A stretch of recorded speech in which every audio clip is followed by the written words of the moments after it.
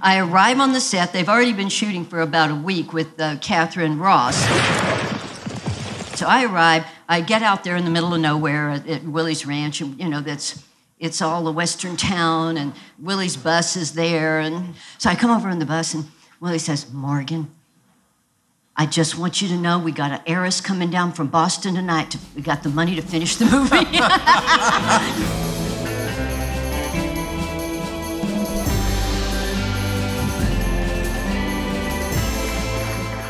I'm going to invite a lovely lady up here who was in the miniseries North and South, Morgan Fairchild.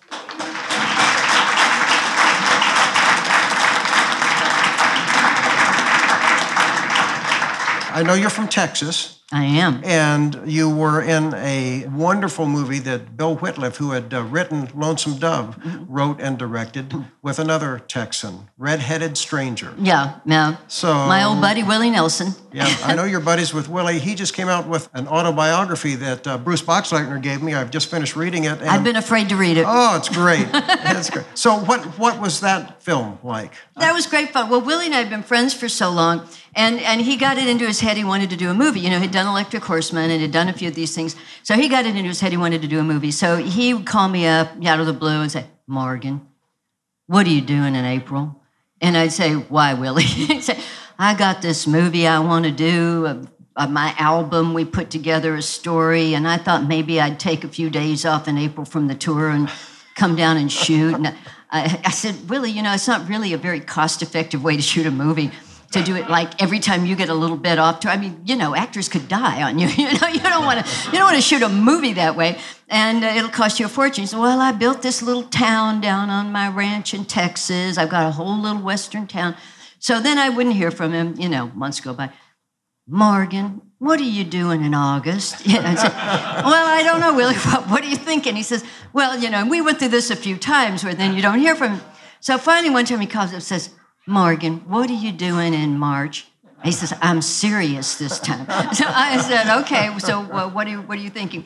He says, "Well, I want to go down and shoot the movie. And, we got all the money together. Finally, we got all the money together. It's really happening." So I said, "Okay, well, I got off-Broadway play, and I got this, TV movie to do, and I'll turn it down."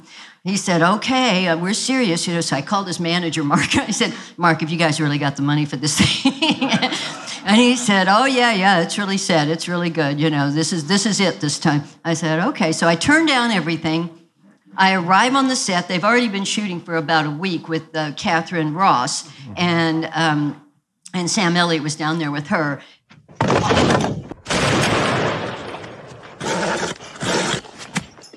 They'd already been shooting that part. So I arrive. I get out there in the middle of nowhere at Willie's ranch, and it's all a western town, and Willie's bus is there, and her daughter Lana comes over and says, "Oh, Dad's going to be so happy to see you. Come on the bus." So I come over on the bus, and Willie says, "Morgan, I just want you to know we got an heiress coming down from Boston tonight. We got the money to finish the movie." I said, "You told me you had the money. I turned down all this other work, and you're just now getting the money together." So we were shooting. So we shot for about a week. And they still hadn't cast. This is a movie, and for those of you who haven't seen it, kind of a stereotypical Western in a way. Willie plays a preacher who goes out west, doesn't know what he's getting into. We're from the East. I'm his wife. We get to this horrible little town being run by this gang of sons with a horrible father. "Dylan, I'm your new minister. I'll be expecting to see you in church Sunday morning." "You'll be fighting the devil on his own ground, yes, sir." And he still hadn't cast the father of the horrible sons.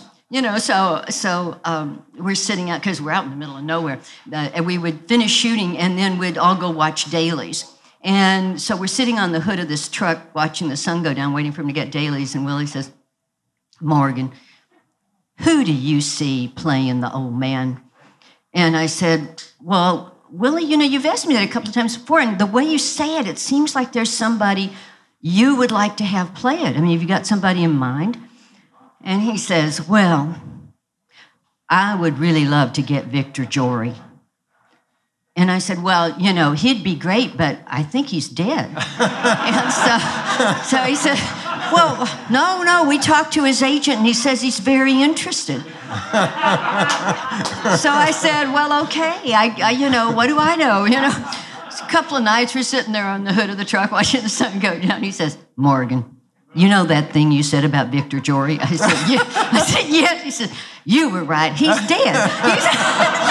Why did his agent tell us that he would be interested? I said, it's the agent. He probably doesn't even know his client's dead. So we would just have tons of that. And you ended up with R.G. Armstrong, I think. Yes. It was wonderful. Oh, yeah. Wonderful. He had bought this little ranch. He'd bought like a 9-hole golf course. And unbeknownst to most Americans, Willie loves to play golf. And so every time we'd yell cut, Darrell Royal would be over. And Whitliff would be trying to run the set, and as soon as they yelled cut, Willie would strip off the Western costume down to his jogging shorts and T-shirt, jump on a golf cart with Darrell Royal, and they'd go off and play 9 holes. Well, we're going to get things set up again to get a boys back here. Whitliff is a terrific director. Oh, I love him. He is wonderful, wonderful man. And he took photographs. I know during Lonesome Dove, he had a still camera and he was shooting stills at the same time. Did he do that during Red-Headed Stranger? Somebody was shooting a lot of stills. I can't remember if it was Bill or not. I mean, there's a lot of existing stills, But Willie, kept saying he wants to do another movie. And so I don't know. I got to email him and say if there's something for an aging vixen in it for me. Well, again, not an aging vixen, but a vixen for life. You never change. You haven't aged a day. Oh, well, you're kind.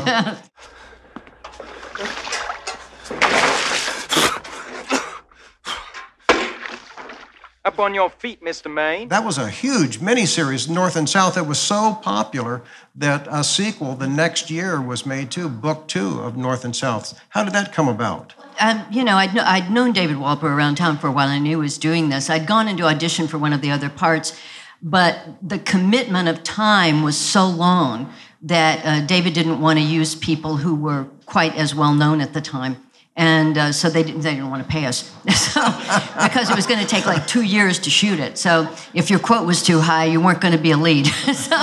But they did offer me Burdetta, and so I did that. So I would be in and out as they would shoot. And it was just wonderful. It was just wonderful to see the recreations.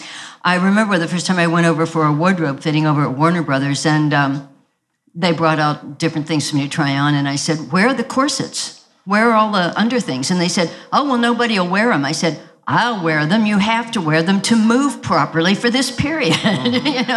And so they were just delighted that somebody would actually willingly get cinched into all of that.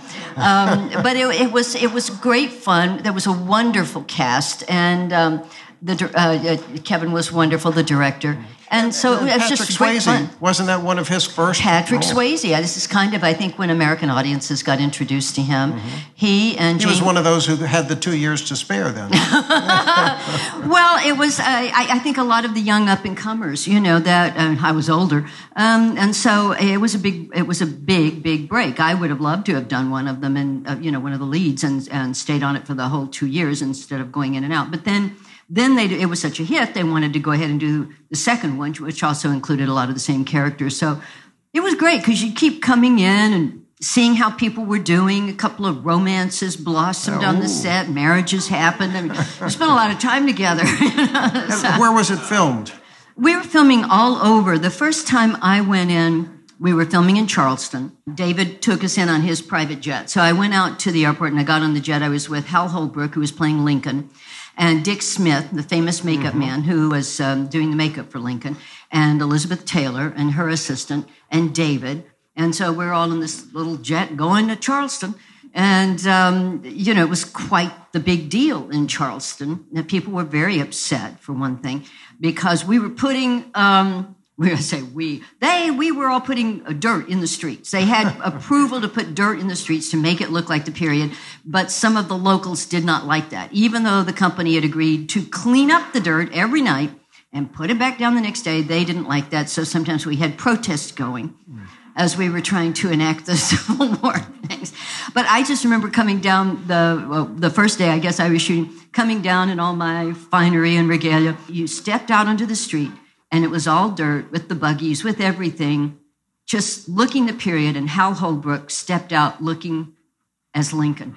And it was just an amazing time. I was just awestruck. Even having been in the business all these years, you're just awestruck at what is actually before you. Was there a difference between the first and the second one? I know you had a different director. Was the response to the first one so positive at the time? What do you remember when it first aired? Oh yeah, people were just thrilled with it, and so the hosting cities were much more thrilled to have us there, and when it's a hit. And so it was fun. I mean, it all kind of rolls together for me because I was in and out.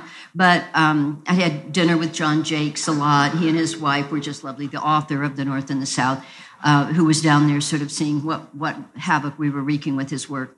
And but just lovely, you know, and you'd sit there and talk to him and talk about all his research and everything he had done on the Civil War. It was really quite fascinating. And I hear they're getting maybe to do a remake of it. I know people don't think of you in the Westerns, but I do, and I'm glad you came to visit us today. Oh, well, thank you very much. Thank you.